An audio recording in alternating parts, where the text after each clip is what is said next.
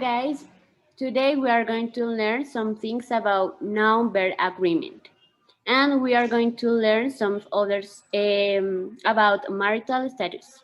So the word agreement in this case means that both noun and verb must be in accordance to avoid many greeting errors.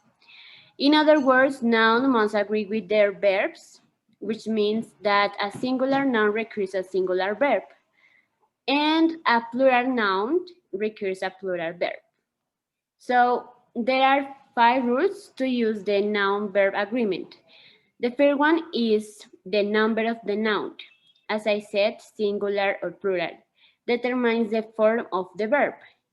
According with the National Geographic document about traditional surgeons wedding, in some cultures like India, one example could be Rahani and her boyfriend look at each other as they are married before the holy fire.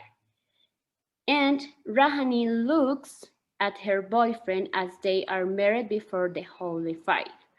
So here we can notice the use of the inflectional est added to the verb look. This inflectional indicates that third singular person. But when we have two subjects, it's in plural, so the inflectional s doesn't work.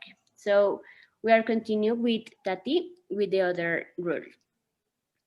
The second rule is that there may be more than one noun-verb in a sentence.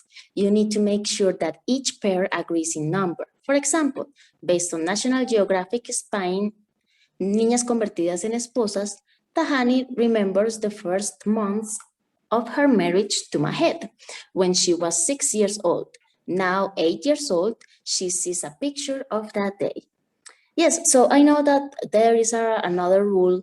The way the verb agrees with the noun depends on whether the verb is regular or irregular.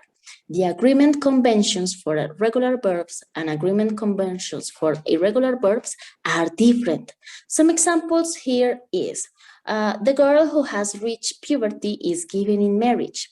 The girl who have been given in marriage will not be free for the rest of their lives.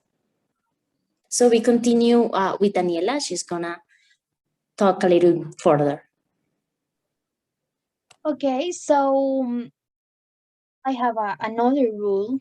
So that is that some nouns and pronouns seem to be plural but function as three singular nouns.